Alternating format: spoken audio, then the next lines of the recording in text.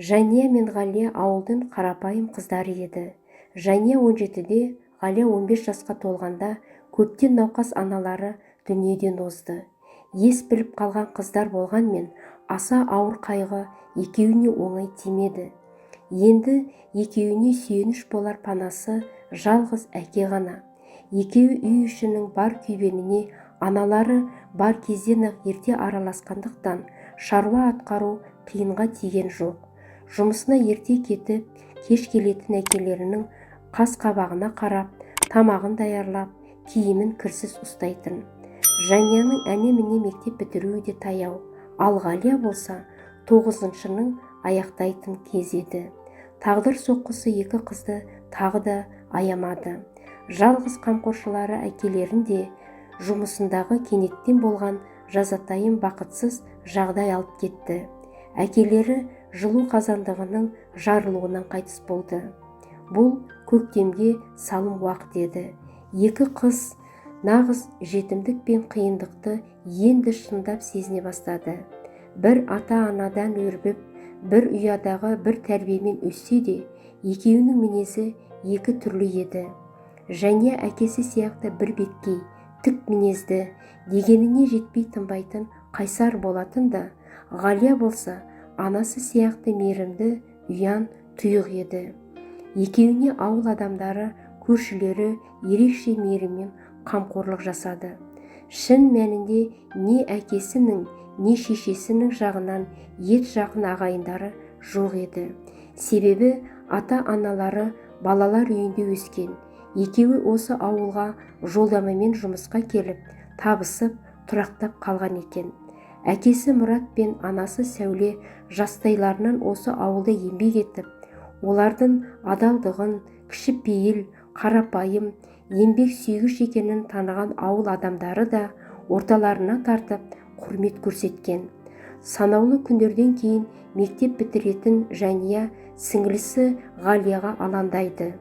Олар жетім қалғандықтан әкімшіліктің араласуымен екеуін балалар үйіне қабылдамақшы боп ауданнан кейін облыстан келген комиссияға Жәния енді бір айдан соң кәмелеттік жасқа толатынын, сіңлісіне өзі қамқор бола алатынын айтып, үзілді-кесілді қарсылық танытты.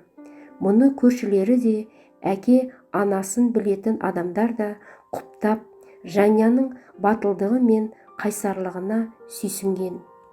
Мектепте үздік оқыған Жәнияға ұстаздары да ерекше қамқор болып, оған жоғары оқу орнына түсуге барынша дайындалуын айтатын. Осылайша зулаған уақыт легімен Жәния мектепті аяқтап қалаға жиналды. Әпкесінен кішкене уақытқа болса да айырылатынын ойлағанда Ғалия қатты қорқып, көзінен жасы тоқтамайтын. Қайсар Жәния сіңлісін шашынан сипап, мен әуелі оқуға түсіп алайын, сосын бір жақсырақ жұмыс тапсам, жалдамалы пәтерде табамын. Сонан соң сені алып кетемін. Қаладағы мектепте оқуыңды жалғастырасың деп жұбататын. Осылайша жолға жиналған Жәнияға көрші Медет ағасы мен Нұрлы апасы Ғалия да 9-ды бітіреді. Оқу екпіндісі, ол да колледжге тапсырып көрсін. Екеуің бірге барып көріңдер деп ақыл береді. Ғалия аспанға секіріп алақайлап қуанды. Себебі әпкесінен ажырамайды. Ақжол тілеп көрші ағасы екеуін пойызға мінгізіп қалаға шығарып салды. Екі қызды өз білімдерімен ауылдан келгендіктері, жетімдіктері есепке алынып, тегін оқуға қабылданып, студент атанды. Және өте алғыр, талапты студент болып көзге түсті. Үздік оқып, түрлі сайыстарда жүлдегер болды. Болашағынан көп үміт күтетін ұстаздары Жәнияны сол өзі оқыған университетте жұмысқа қалуына ықпал етті. Бұл кезде Ғалия да дәрігерлік колледжді аяқтап, туған ауылына дәрігер болып оралды. Өзімен бірге мектепте оқыған Нұрболмен көңілі жарасып, отау көтерді. Жәния болса сіңлісінің бақытын тілеп, қуанып жүрді. Өзі пысық, 3-4 тілді еркін сөйлейтін, іскер қыз, көптің көз құртына айналғалы қашан. Карьераны мақсат еткен Жәния жұмысына шын берілген еді. Бір күндері ұжымдық корпоративтік кеште ол Кемелмен танысты. Кемел де көрікті, сымбаты мен серілігі келіскен бизнесмен жігіт екен. Жанияға да бірден ұнады. Сол кештен кейінгі жиі кездесулер екеуінің шаңырақ көтеруімен бітіп, Жанияның жаңа өмірі басталды. Биік, зәулім үй, соңғы үлгідегі жаңа машина, тіпті Жанияның иелігінде үлкен магазині де болды. Жания ғылымнан қол үзіп таза бизнеске кетті. Жания жай ғана Жания емес, Джанита атанды. Ал бұл кезде ауылдағы әке-шешесінен қалған үйді сатып, Ғалия да қала шетінен шағын үй алып көшіп келген болатын. Ғалия бір қыз және егіз екі ұлға ана болды. Күйеуі заводта қарапайым ғана жүргізуші, өзі балаларына қарап үйде отыратын. Жанияның туған жалғыз бауырына көруге, халын білуге де уақыты бола бермейтін. Сәл босаған уақытында шетел аралаудан, өзі сияқты бизнесмен адамдардың ұрду-тұрду, ас-төк кештерінен қолдары тимейтін. Сынаптай сырғыған уақыт зуылдап жатты. Жания мен Кемелдің жалғыз ұлдары Елдар Америкада оқитын. Бұрыннан да тік шалт мінезді Жанияның ақша мен байлықтың буынан мінезі де өзгеріп, қарамағындағы қызметкерлерді бір тарының қауызына сыйдыратын болды. Өзіне сәл қарсы келгенді жұмысынан шығарып тастау түк емес еді. Осылай үріп-ішіп, шайқап төгіп дәурен кешіп жатқан Джанита, Жанияның өмірі сәл уақыттан кейін астан-кестен өзгеріске ұшырайды деп ешкімде тіпті өзі де ойламаған. Кемелдің жанынан бір елі қалмайтын адвокаты Анвар, элиталық топтың атауы Анвар Шавкатович, Кемелдің барлық жұмысын атқаратын. Кемел Асқарұлы адвокаты Анварға өзінен артық сенетін. Анварсыз бір жұмысты да атқармайтын. Ал Анвар болса Жанияға өлі ғашық еді. Бірде ол Жанияға өз ойын білдіргенде, Жания оны шапалақпен жағынан бір ұрып, күйеуі Кемелге жеткізетінін айтқан. Жания Кемелді өлердей сүйетін және адал еді. Жанияның ашуын әрен басқан Анвар ештеңе болмағандай жуып-шайып бұрынғыдай жүре берген. Бірақ оның өз есебі бар еді. Кемелдің бизнесін, ақшасын, тіпті сұлу әйелі мен ақылды ұлын да қатты қызғанатын. Осының бәрі неге бір адамда ғана болуы тиіс деп ойланып, қызғаныштан өзегі өртенетін. Алайда Кемелге ешбір жымын білдірмей, туған бауырындай қамқор, ісіне адал көрініп, сеніміне әбден кіріп алған еді. Енді Анвар Кемелді іштей анық жек көріп, оны ақсатудың, барынан айырудың жоспарын құра бастады. Кемелді қайтсем де сүріндірем, оның бизнесі де, байлығы да менікі болуы тиіс деген жоспарын әбден пісіріп алған Анвар өзіне бұл ісіне серіктес іздей бастады. Бір күні жұмыс кабинетінде отырғанында есік қағылып, хатшысы сізге бір бойжеткен жолықсам дейді, бола ма деді. Таңданыңқырап қараған Анвар, иә, кіргізіңіз деп жауап берді. Ат шаптырым кабинеттің есігі дыбыссыз ашылып, ішке қысқа шашы иығын жапқан, өзі әппақ, екі көзі ботаның көздеріндей мөлдіреген, үстіндегі киген қызыл көйлегі құлын мүшесін айқындап тұрған жап-жас бойжеткен имене кірді. Өзінен көз айырмай таңдана қараған Анварға сәлеметсіз бе деді, сәл дірілдеген, бірақ анық дауыспен. Есін тез жиып алған Анвар отырыңыз деп үстелге қарсы орындықты нұсқады да айта беріңіз деді. Бұл келген Лида еді. Мен білікті тәжірибелі адвокат іздеп жүрмін. Сізді маған жұмыстағы Сара апай айтты. Менің жалғыз ағам жақында жазықсыз сотталып кетті. Оны арашалап адвокат жалдайтын шамамыз жоқ. Әкем бізді кішкене күнімізде тастап кеткен. Анам жүйке аурулары ауруханасында. Ағама жұмыс орнында болған қоймадағы ұрлықты жауып отыр. Ал ағам жазықсыз. Ол ұрлаған жоқ деді Лида. жанары жасқа толып. Бірден ескертіп қояйын, менің сізге беретін қомақты қаржым жоқ, аз ғана тиын тебен ғана. Есесіне мен сіздің үйіңізді жинап, үй қызметшіңіз бола аламын, деді батылдана. Маңдайын сипап, ойланып қалған Анвар жас қызға мысқылмен қарап мырс етті. Әйтсе де қыздан өзі туралы тереңірек сұрай бастады. Қайда оқисың? Қазір ешқайда. Басында технологиялық институтқа қабылданғам. Оқу ақысын төлей алмай шығып кеттім. Қаладағы балалар кітапханасында пол жуушымын. Жасың нешеде? 19-дамын. Қайда тұрып жатырсың? Қала сыртындағы арзан пәтерде. Ағаң қайда жұмыс жасады? Жасы нешеде? Ағам 21 жаста. Жеке дүкенде күзетші еді. Қоймаға ұрылар түсіп, біраз қомақты қаржының дүниесі қолды болған. Ағам екеумізде оны төлейтін шама жоқ. Ол жазықсыз. Өтінемін, көмектесіңізші. Сіздің бар өтінішіңізді орындауға дайынмын, деп ендіреді Лида. Анвар алғашында қыздың төлейтін ақшасы жоқ деп бас тартпақ болды да, кенет міне оңтайлы сәт. Демек, Кемелді сүріндіруге пайдаланатын кісінің дәл өзі деп қуанып кетті. Біраз ойланған кейіп танытып, жарайды, маған телефон номеріңді қалдыр, кешке хабарласамын. Мен кел деген жерге келесің. Шаруаны сол жерде асықпай бірлесіп, ақылдасып, шешетін боламыз деп, тілдей қағазды Лиданың алдына тастады. Ойына сан алуан жағдай келіп үлгерген қыз, қолы қалтырап, номерін асығыс жаза бастады. Адвокаттан шыққан Лида, кешке не айтады, әлде мені пайдалана ма? Әкем де адам, әлде телефон көтермей қояйын ба? Басқа адвокат таптым деймін бе? Басқа іздегенде оған төлейтін ақшам да жоқ. Ал қайтсем де ағамды шығаруым керек. Демек, Анвар не айтса көнуім керек. Тезірек Санжарды бостандыққа шығаруым керек деген ойға бекінді.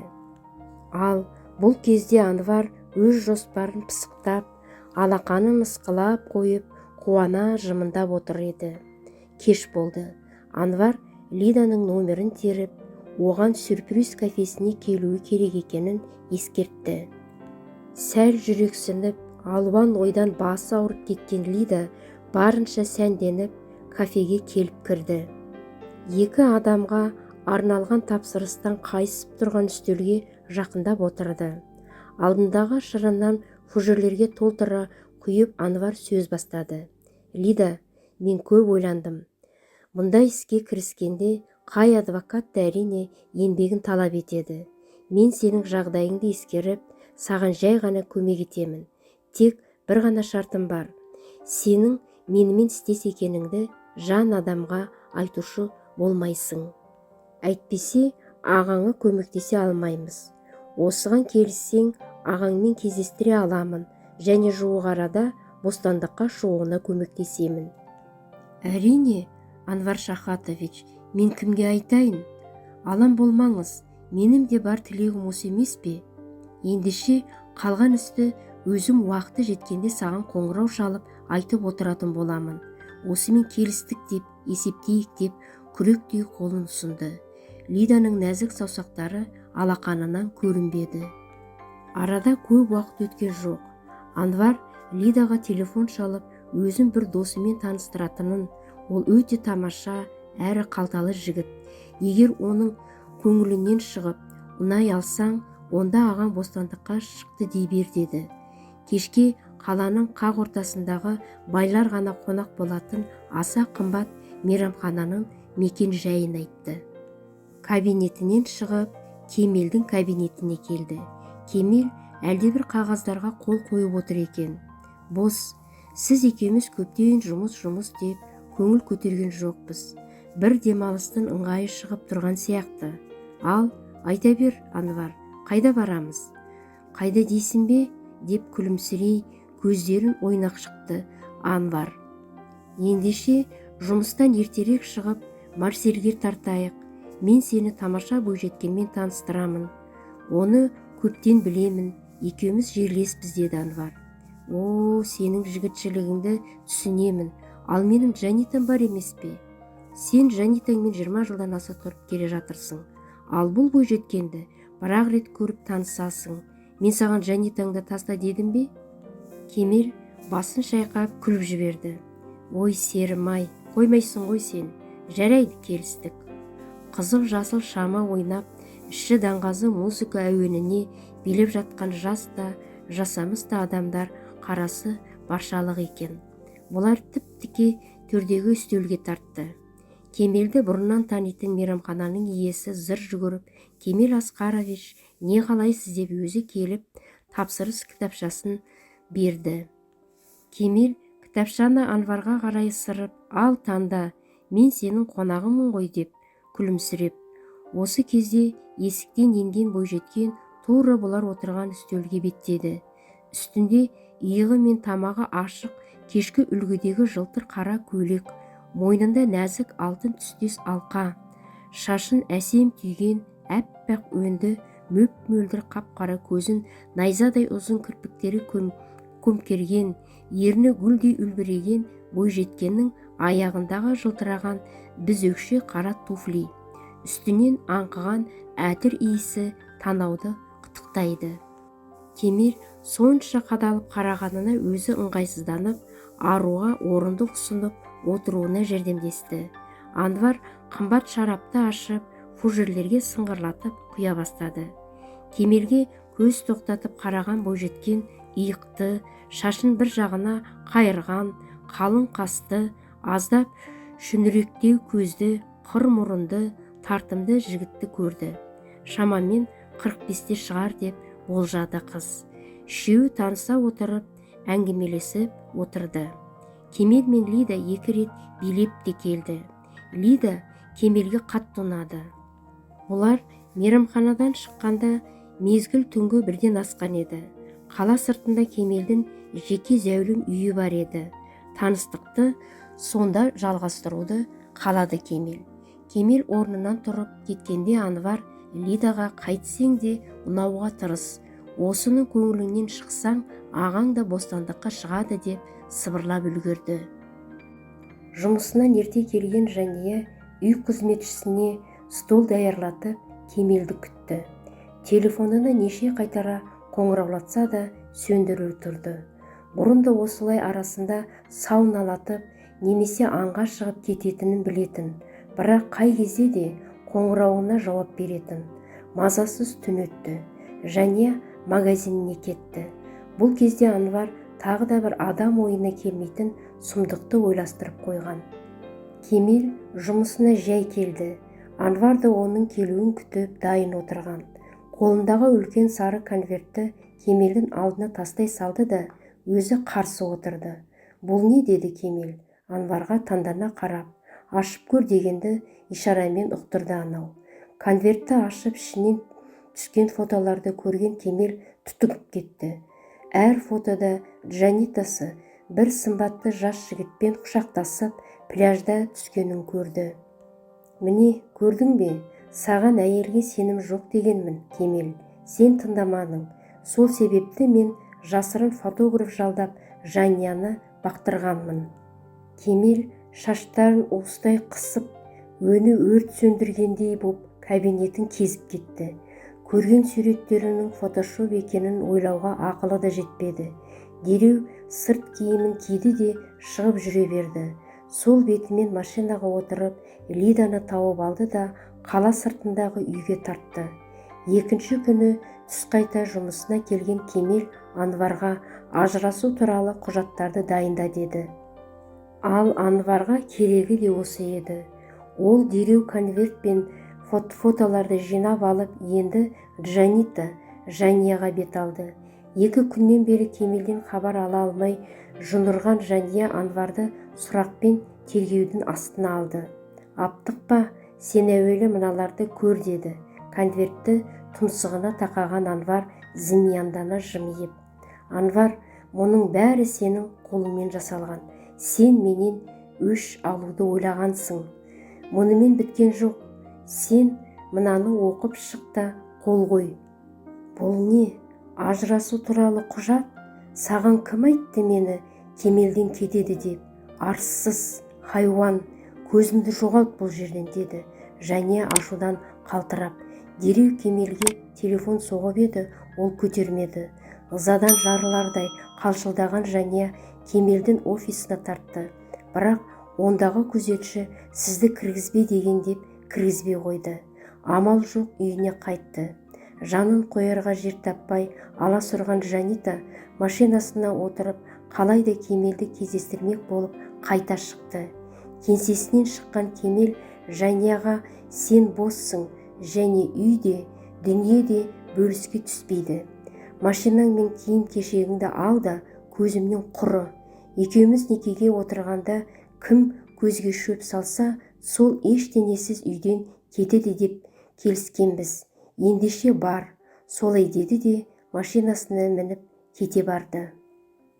Көз алдына бар өмірі дөңгеленіп өткен Жәния тағдырының тағы бір соққысын көтеруі тиіс екенін және өзінің адалдығын қалайда дәлелдемекке бекінді.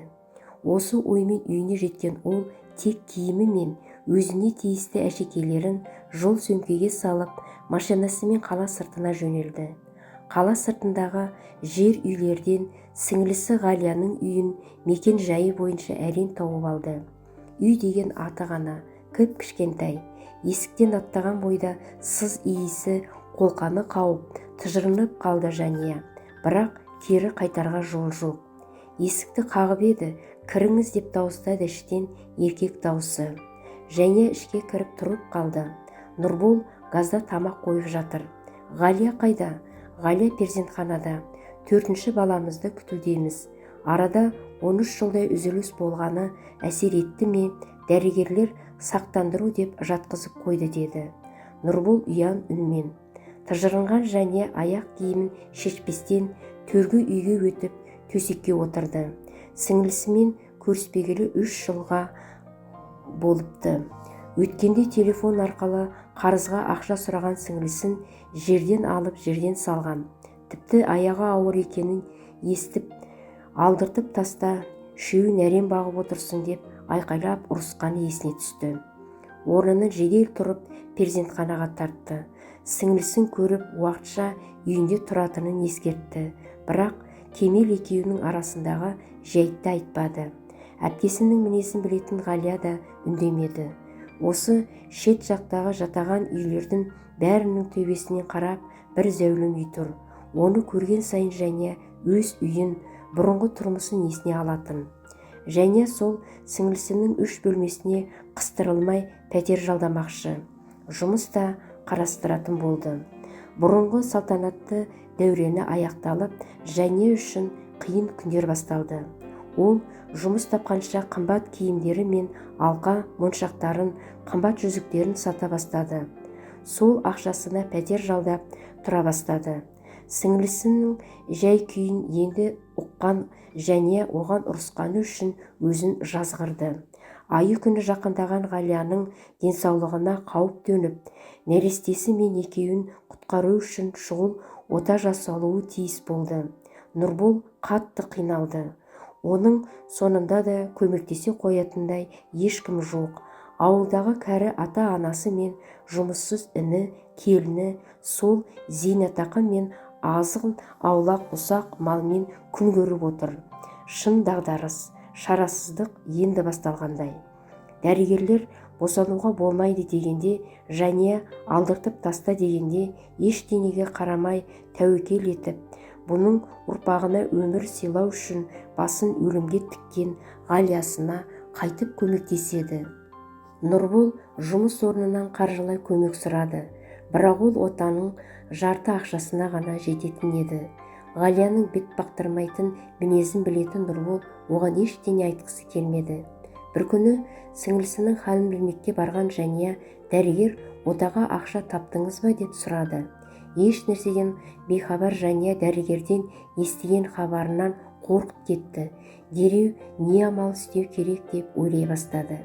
Сөйтті де нақты шешімге келгендей боп бекініп, ешкімге айтпастан машинасымен қалаға тартты. Машинасын қомақты қаржыға өткізген ол үн-түнсіз сол күні сіңлісінің отасына түгел ақшасын аударып жіберді. Ештеңеден хабарлары жоқ Нұрбол мен Ғалия бұл кезде тек Алла жар болған деп тілек тілеуден өзге шарасыз еді. Уақыт жетті де Ғалия ота бөлмесіне апарылды. Аурухананың есігін күзетіп Нұрбол жүр. Ота жасалып жатыр. Ақшасын қалай төлеймін деген ой жанын жеп барады. Арада 4 сағат 4 жылдай көрінді. Ота сәтті жасалды. Қызыңыз бар деді дәрігер жымиып. Алаңдамаңыз, бұйырса 2-3 күнде жұбайыңыз жалпы палатаға шығарылады. Әзірге ұйықтап жатыр. Қайта беруіңізге болады деді. Дәрігер мырза, сәл аялдаңызшы, мен отаның ақшасын қалай төлеймін деді Нұрбол аптығып. Оны есеп бөлімінен сұраңыз, мен білмеймін деді дәрігер иығын қиқан еткізіп. Есеп бөліміне келген Нұрболға қағаздарын ақтарып шыққан көзілдірікті үлкен апай таңдана қарап, сіз түгел төлеп тастағансыз деді. Нұрбол таң қалып сыртқа беттеді. Жолай үйіне келе жатып, ойланған Нұрбол Жәнияның пәтеріне тартты. Есік алдында машинасы көрінбейді. Қалаға кетті мекен деп ойлады Нұрбол. Терезеден қарап Жәнияны көрді. Есік қағып Ғалияның хабарын айтпаққа бекінді. Ғалияның отасының сәтті өткенін, қызды болғанын қуана айтты. Жәния да қатты қуанды. Нұрбол отаның ақшасы туралы баяндағанда Жәнияның көзіне күлкі үйірілді де иығын қиқан еткізіп білмеймін деді. Жәниядан шыққан Нұрбол аулада пәтер иесімен жолығысып қалды да, ата, пәтершіңіздің машинасы көрінбейді ғой деп сұрады. Кеше бір жаққа кетті машинасымен, келгенде таксимен келді. Мүмкін сатып жіберген болар деді қарт. Нұрболға отаның жайы енді түсінікті болды. Ол Жәнияны мейірімсіз, қатты, тас жүрек деп айыптайтын іштей. Енді сол пайымына өкініп, іштей жүрегі елжіреп кетті. Арада бір апта өтіп Жәния бөпесімен үйіне шықты. Ауруханадан шығарып алуға Жәния мен Нұрбол және балалары барды. Бұл Жәния апасының қызы деп Нұрбол риза үнмен Жәнияға қарады. Жәния жымиды да нәрестенің бетін ашып, құшырлана иіскеді. Жанарына үйірілген шықты дереу қолының сыртымен қағыстырып үнсіз ғана бөпені кеудесіне басты. Сол отаның ақшасы туралы қайтып сөз қозғаған жоқ. Бірақ Нұрбол Ғалияға бәрін айтып берді. Екеуі де Жәнияны қатал деп ойлайтын, ойларын өзгертіп, бұл мәрттігіне тәнті болды. Жәния да тіпті бұл жөнінде сөз қозғаған жоқ. Арада тағы да 3 күн өтті. Магазинге барған Жәния есігіне жабысқан хабарландырудан үй күтуші керек екенін, жақсы төленетінін оқыды. Ертеңіне сол зәулім үйге барды. Есікті жап-жас қыз ашты. Өзін осы үйдің қожайынымын деп таныстырды да жұмыс ретін баяндады. Жас қызға таңдана қараған Жәния жұмысына кірісті. Бұл сол Лида еді. Кемелдің басын әбден шатыған Анвар оның қолын қойып жіберген өтірік документтер жасап, аукционға қатысты қылмыстық іс қозғалып, Кемел сотқа шақырылды. Бұл кезде Кемел мен Жәнияның жалғыз ұлдары Элдар ештеңеден хабарсыз еді. Лида күн сайын Анварға хабарласып, істің созылып бара жатқанын, ағасын шығаруын өтініп жылаумен болды. Бұл істен Кемел мүлде бейхабар еді. Кемел уақытша қамауға алынды. Мойнына бірнеше жалған документтер жасаған, пара алған деген айыптар ілінген. Тез арада адвокаты Анварға хабарласып, өзін шығарып алуын талап етті.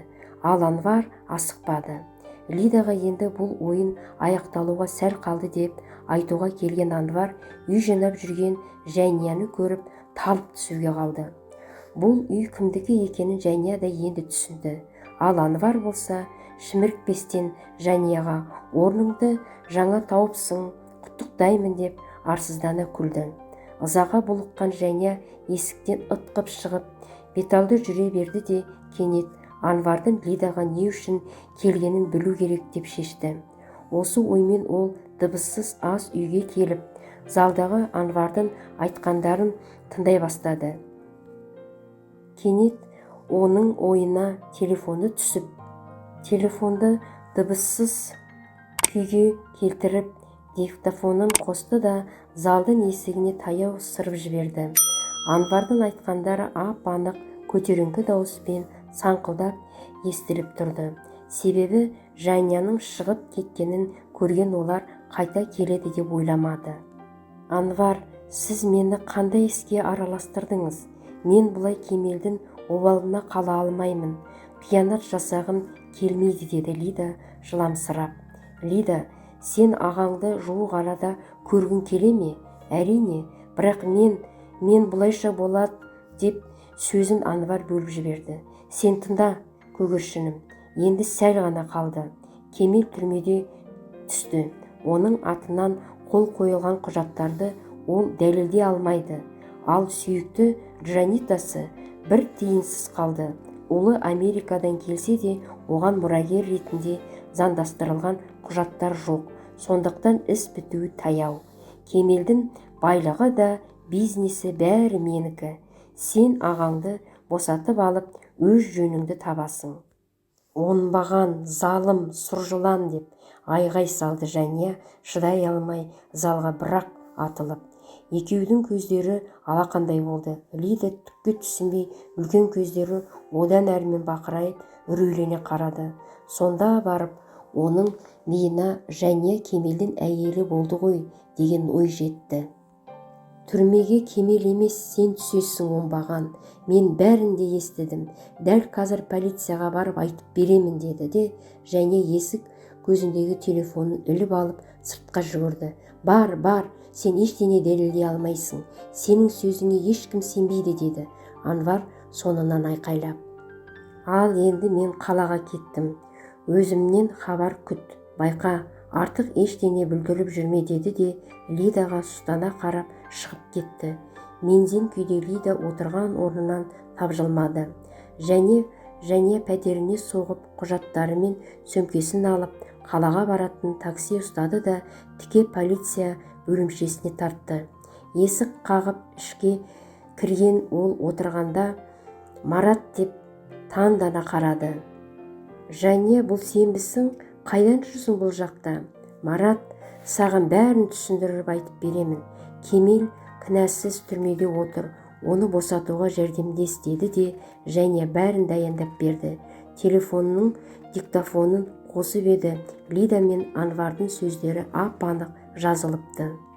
Жарайды, Жания, сабаңа түс.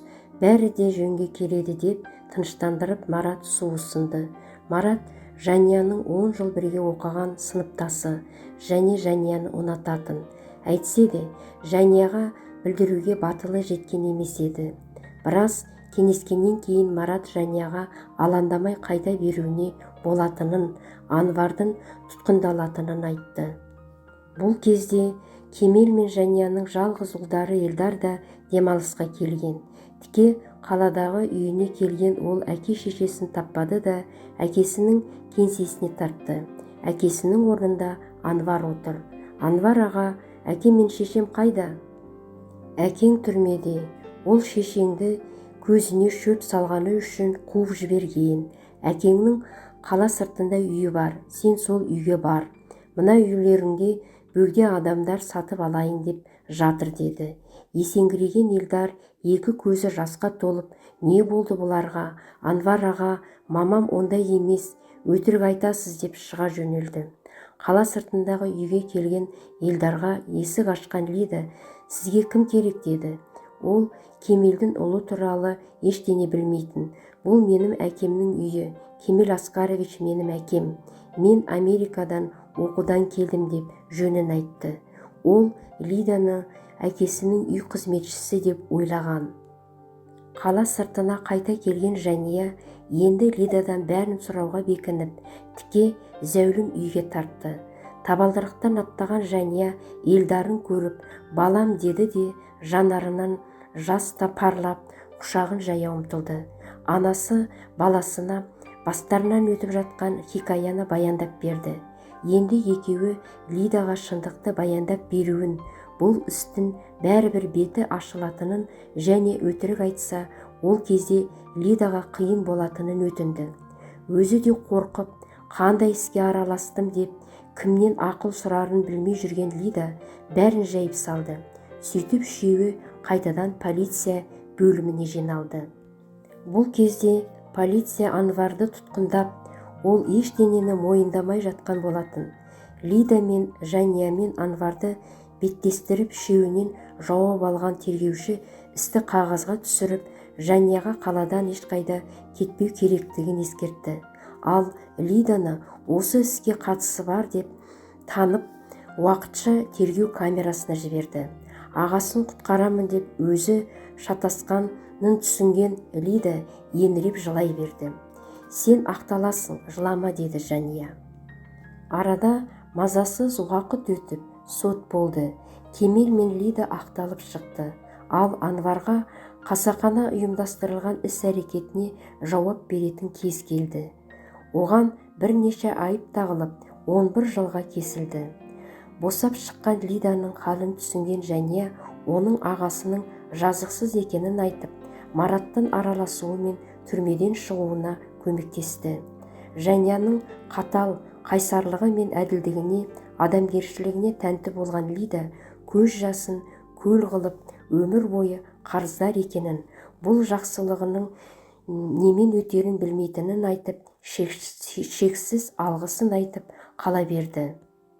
Кешір мені, Жәния, мен көзсіз қателестім, және сен қандай шешім қабылдасаң да сенікі дұрыс деп есептеймін, деді Кемел құмыққан жүдеу үнмен. Кемел, сен мені тыңдамастан фотошопқа сеніп, айдалаға бір тиынсыз қаңғыртып кеттің. Бірақ мен екеуміздің ұлымыз үшін және сенің көзіңе ешқандай шөп салмағанымды, өзімнің адалдығымды дәлелдеу үшін бәріне төздім. Мен сен сияқты опасыз және қатыгез емеспін. Қалаған дүние мүлкіңді бөлісіп ал, бірақ енді бірге тұруымыз мүмкін емес, деді, жанарынан ызалы от ұшқындап. Әке, ана, деді үнсіз отырған Елдар, өтінемін сіздерден, мен үшін татуласыңыздаршы. Маған екеуіңіз де қымбатсыздар. Мен екеуіңізді де қатты жақсы көремін. Бүгін менің демалысым бітті. Қазір 2 сағаттан соң Америкаға ұшамын. Өтінемін, анашым, әкемді кешіріңізші, деп еңірей анасының аяғын құша жылады. Ұлын құшақтап еңіреп жіберген Жәнияның ішкі дүниесінен ыза, кегі, көз жасымен бірге еріп жатқандай еді. Шыдап тұра алмаған Кемел де ұлы мен әйелін қоса құшақтап, осы кезге дейінгі басынан кешкендеріне өкініп те күйзеле еңкілдеді. Бір-біріне деген ашу, өкпелері көз жасымен еріп кеткендей, үшеуі бұрынғы жылу мен махаббаттарын жаңа тапқандай сезіммен құшақтаса, орындарынан түрегеліп, жаңа бақытты күндерін қарсы алуға аттанды. Әкесі мен анасының құшағында Елдар шексіз бақытты еді.